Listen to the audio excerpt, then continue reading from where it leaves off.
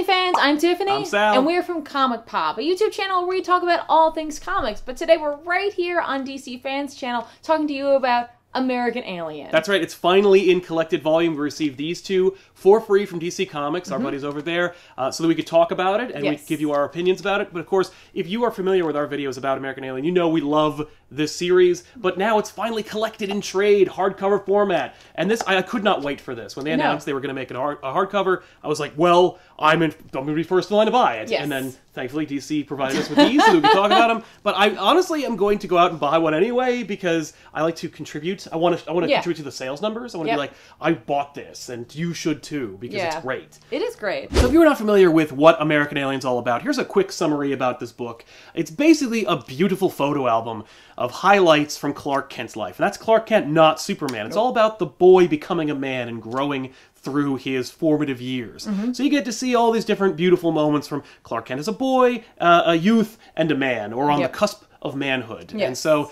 it's this great growing pains series about Clark Kent just kind of growing up and learning lessons from his experience, being superhuman, but not yet Superman. I don't know about you, but after each of the floppy issues came out, like each month that came out, I didn't read it again. No. And not because I didn't want to, but because I wanted to try to get as close to the experience of reading this in the trade for the first time as I could. And that's impossible because I've already read all of it. Yeah. But I feel like those who are just getting this and have never read any of the floppies are going to have a completely different experience. And so like I was trying to approximate that as much as possible to see how it read as a trade. Because in floppies, I thought it read great. And I was pretty sure it was going to be successful in trade format. So I was like, you know what? I will not touch this book until it's bound together. Being able to just go from issue to issue to issue was a completely different experience. Oh, than waiting month to month? Yeah. Absolutely. No, I actually applauded the month-to-month format because normally it is agony to wait from month to month. But because each chapter is, in itself, its own self-contained kind of story arc, you get all the bang for your buck with that experience. But now that it's in collected, you get everything. In this format, I picked up a lot more of the subtle nuances in Landis's writing. Like there was a lot more like carryover from each chapter for me. Like it just, I don't know, I got the picture in the first place. I totally got it. But this time, I don't know, like the painting that was put before me essentially, like it just all flowed even better. I definitely missed out the first time through, or I didn't really think about it. The different, using winged creatures. Right. The bird in the It's a Bird, It's a Plane, It's Superman. Yes, but he also mentions Angel, Valkyrie. So that's true. So the winged creatures. Yeah, like I didn't really catch that, and I didn't understand necessarily the symbolic nature of that for each issue. And this time I did, because it's just right there, it's right in your face, and I couldn't help but to think about it. And I think that's a big bonus for this, is just, you can't help but, A, like I said, like pick up on different nuances, but B, the second time reading through, I think, is even better. Yeah. And so if you did read the floppies on this, do read it again. And if you've just picked up the trade for the first time, read it. Yeah. And then read it again. Exactly. No, and we've actually, that's kind of part of our whole sales pitch for this book has been read it and then read it again. This series is phenomenal. And one of the best parts for me for getting the hardcover is, number one, you get everything that came with it originally. Yeah. But you get some extra stuff too. One of the things that I hate when it comes to collected volumes is that you lose the covers. Yeah. Because, you know, they're just like, oh, this is the story. Boom, here it is. With this, they collected all the covers together, which I think is actually standard nowadays. Yeah, they did a cover gallery, right? But they did a cover gallery. But so you get all the great covers, but you get a couple of the variants, and you also get cover concepts in the back. Yes. That depict certain ideas that they wanted to convey with their first and subsequent issues. Yep.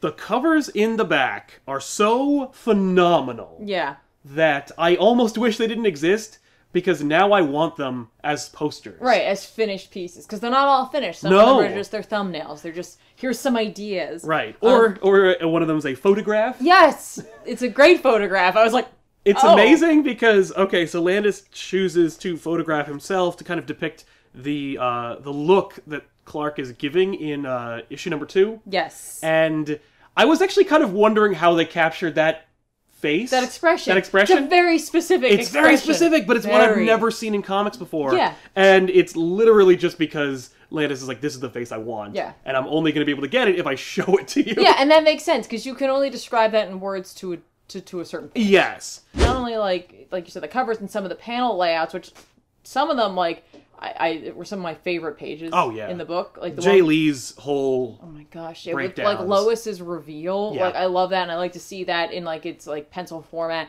But you also get some of the original pitch material that Landis used. So you can kind of get a feel for if anything changed or like just where emphasis was, because some of them I noticed were much longer than others. Yes. And you can definitely feel the importance of those issues as you're going through, and it's just nice to see that backed up. Let me ask you, because I've read Sandman. Right. Great Vertigo book.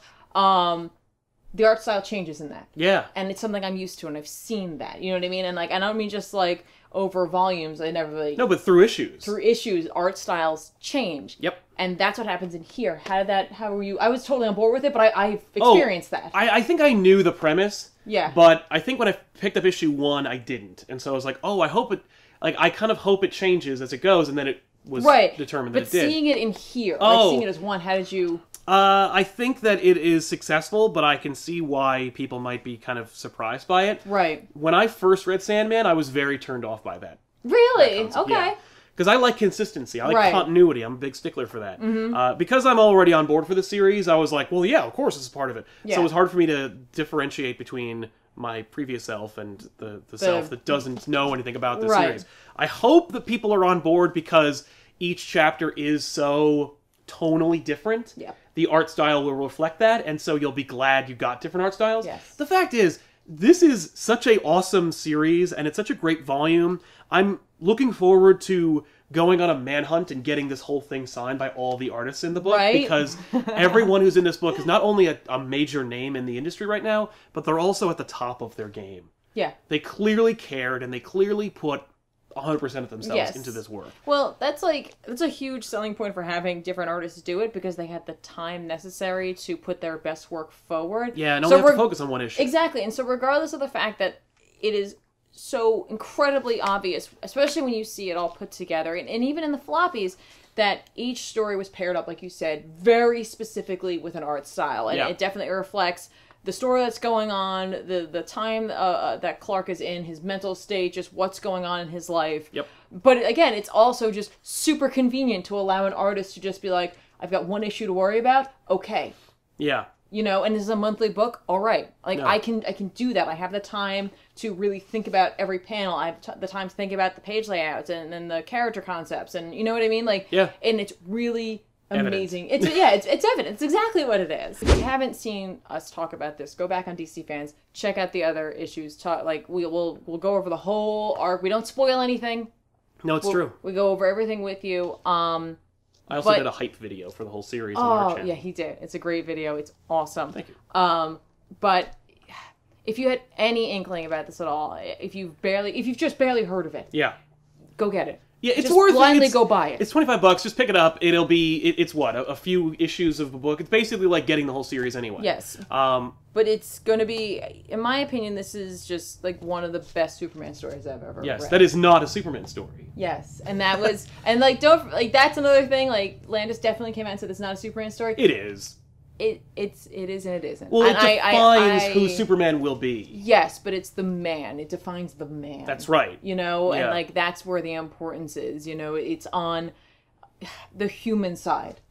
It is truly about Clark Kent, and I think that's why this might be one of my favorite Superman stories. Yeah. So, to me, this is partially not only just these amazing snippets throughout Clark Kent's life, and not even his entire life, just these random moments, but like they could also be some of these incredible memories. And it's some of them, in many of these issues, you see Clark making mistakes and learning from those mistakes. And that, I think, is incredible, because I don't know about you, but when I remember things that I made a mistake on, when I have those memories where my brain's like, hey, remember that time that you really screwed up? Or that time that you really embarrassed yourself or whatever?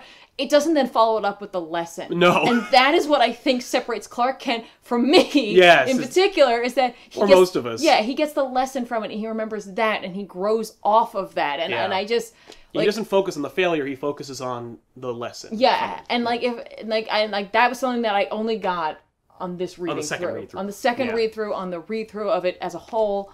And it just made me feel like, wow, like, I really should try to apply that to my own life. Right? You know what I mean? Like, that's what Superman is. I know! Is that all of his ideals, everything that he strives to do is for us to embody and to internalize and hopefully bring out into the world. That's what this book does. It's up there in the annals of Superman stories that I consider to be perfect. It's up there with Birthright. It's up there with Secret Identity. It's up there with All-Star Superman. Easily. This is the anti-All-Star book, and it's so great for me. It is. It's so good. Because it's really, you know what, actually, I would say that this is like the companion piece to All-Star, whereas All-Star is all about the super, and this one's all about the man. Yeah, this is all about the man. It's right here. If you haven't gotten from the video, you should check this book out. Yes. Definitely pick it up. We'll see you guys next time on, of course, our channel, Comic Pop. Yes. But hopefully in the future on DC Fans, which is back. Welcome back, DC Fans. Yeah. So don't forget, also, thank you very much to DC Fans for giving us these books. Yeah. And for allowing us to share our love for them here on the channel. And hopefully we'll see you guys on either channel in the future. Yeah. So thanks a lot for watching, everybody. Bye.